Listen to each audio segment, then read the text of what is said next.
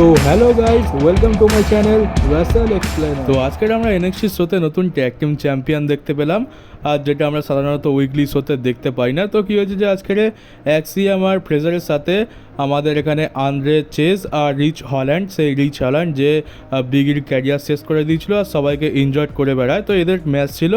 আর এখানে rich Holland দারুণ performance দিয়েছে আর ম্যাচের ফিনিশটাও সেই করে।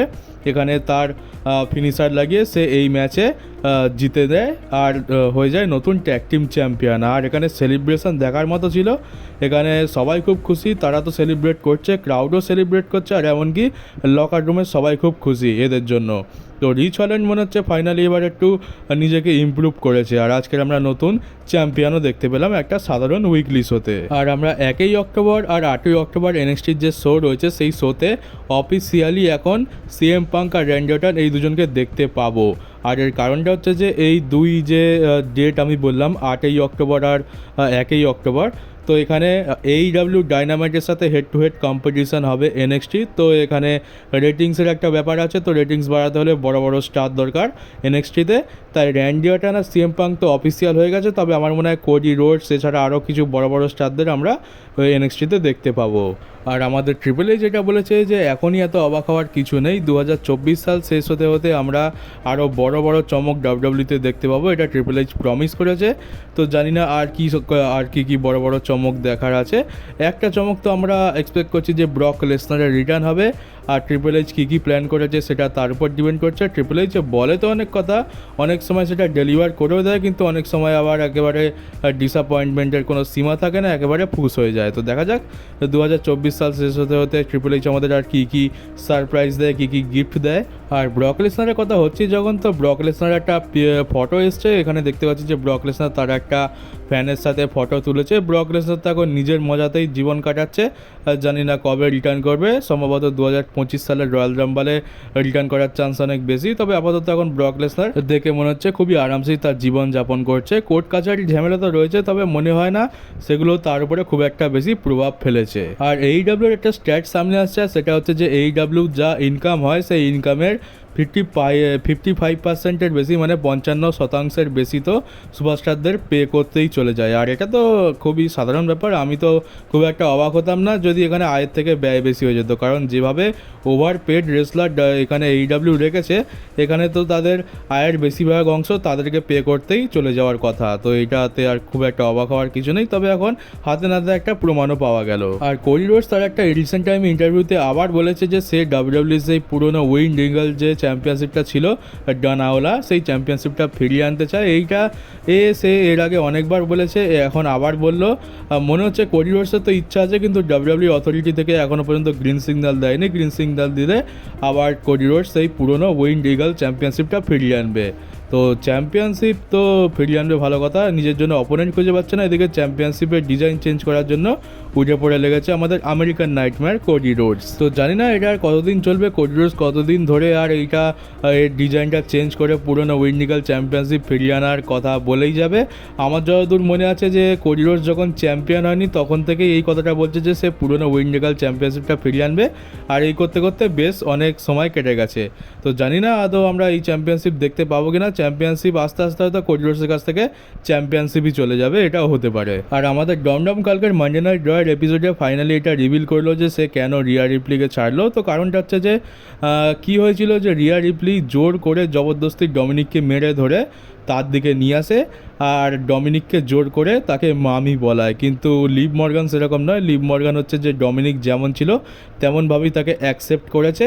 আর দেখতে গেলে একদম সত্যি আমার মনে আছে যে যখন ডমিনিক মিস্টেরিও তার বাবা রে মিস্টেরিওর সাথে ছিল, তখন রিয়া রিপ্লির কাছে ডমিনিক কম মার খায়নি, সবসময় ডমিনিককে ঠ্যাঙাতো আর মেরে ধরে তারপরে ডমিনিককে তার দিকে নিয়ে আসে আর জবরদস্তি ডমিনিকের হিল টার্ন করায়। তো দেখতে গেলে আজকের ডমিনিকের যা হাল সেটা কিন্তু রিয়া রিপ্লির জন্যই হয়েছে, আর ডমিনিক যে কারণটা দিচ্ছে সেটা কিন্তু একদম ভ্যালিড রিজন। তো দেখতে গেলে সব কিছু ঠিকই আছে, রিয়া রিপ্লির কর্মের ফল এখন রিয়া রিপ্লি নিজেই ভোগ করছে, কারণ ডমিনিককে তো সেই খারাপ বানিয়েছে। তাহলে মেন কথা হচ্ছে যে ডমিনিককে তার যোগ্য সম্মানটা লিভ মর্গানই দিয়েছে, আর শুধুমাত্র যোগ্য সম্মান নয়, তার সাথে সাথে আরও কিছু দিয়েছে যেটা পাওয়ার স্বপ্ন আমরা রোজ দেখে থাকি, কিন্তু পেয়েছে শুধু আমাদের ডমডম ভাই। আর কালকের মানডে নাইট রয়ের এপিসোডে আমরা যা দেখতে পেলাম যে সিএম পাঙ্ক ড্রু ম্যাকিন্টায়ারকে একেবারে বেল্টের বাড়ি ঝাড়ছে, আর বেল্টটাও ছিল ড্রু ম্যাকিন্টায়ারেরই। তো কী হয় যে এখন মাল্টিপল নিউজ সোর্সের তরফ থেকে এটা শোনা যাচ্ছে যে আমরা ব্যাশ ইন বার্লিনে এদের দুজনের মধ্যে একটা স্ট্র্যাপ ম্যাচ দেখতে পাবো। তো এইটা হবে কি না জানি না, মনে তো হচ্ছে যে হবে, কারণ ব্যাশ ইন বার্লিন একটা ইন্টারন্যাশনাল প্রিমিয়াম লাইভ ইভেন্ট, আর সেখানে এরকম একটা বড় ম্যাচ ডাব্লিউডাব্লিউ অবশ্যই বুক করবে। তো দেখা যাক আমরা এই স্ট্র্যাপ ম্যাচটা দেখতে পাই কি না।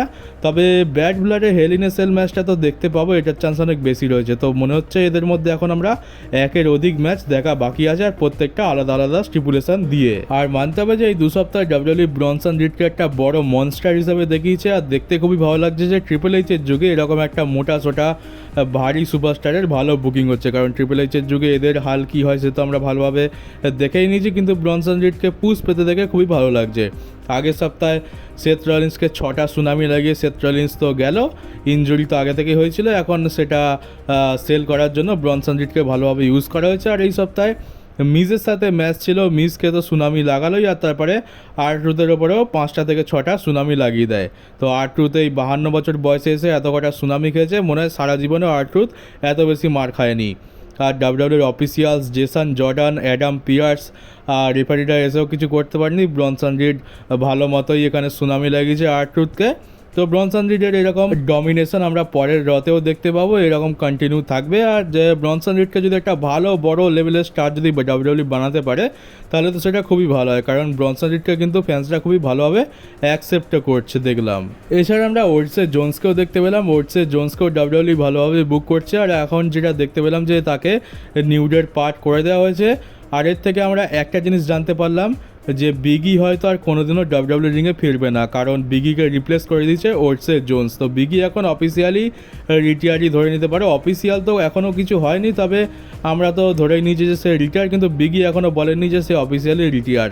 কিন্তু মনে তো হয় না সে আর কোনোদিন ফিরতে পারবে, আর ডাব্লিউডাব্লিউ এখন অন্য প্ল্যানের সাথে যাচ্ছে। তো ওটসে জোন্স আর ব্রনসন রিড এই দুজন মোটাসোটা ভারী সুপারস্টারদের এখন আপাতত ডাব্লিউডাব্লিউ ভালো বুকিং দিচ্ছে, কিন্তু কতদিন দেবে সেটাই দেখার। আর আমরা দেখতে পেলাম যে আমাদের রিং জেনারেল গান্থারকে র্যান্ডি অর্টন কেও লাগিয়ে দিল। আর র্যান্ডি অর্টন এটাও বললো যে সে 15 টাইম ওয়ার্ল্ড চ্যাম্পিয়ন হয়ে যাবে। এখানে র্যান্ডি অর্টনকে তো ভালোই দেখানো হচ্ছে, আর আমরা সেই 2024-এর শুরু থেকেই দেখতে পাচ্ছি যে র্যান্ডি অর্টনকে স্টোরি লাইন বিল্ডের সময় তো প্রচণ্ড ভালোভাবে বুক করে, সে খুবই ডমিনেট করে, কিন্তু প্রিমিয়াম লাইভ ইভেন্টে এসে মেন জায়গায় এসে তাকে এত কমজোর দেখিয়ে দেওয়া হয় যে সে হেরেই যায়। তো এইখানেও দেখছি যে স্থায়ী হচ্ছে, এখানে র্যান্ডি অর্টনকে গান্থারের এগেনস্টে আপার হ্যান্ড দেওয়া হয়েছে, আর কেউ লাগিয়ে দিয়েছে গান্থারকে।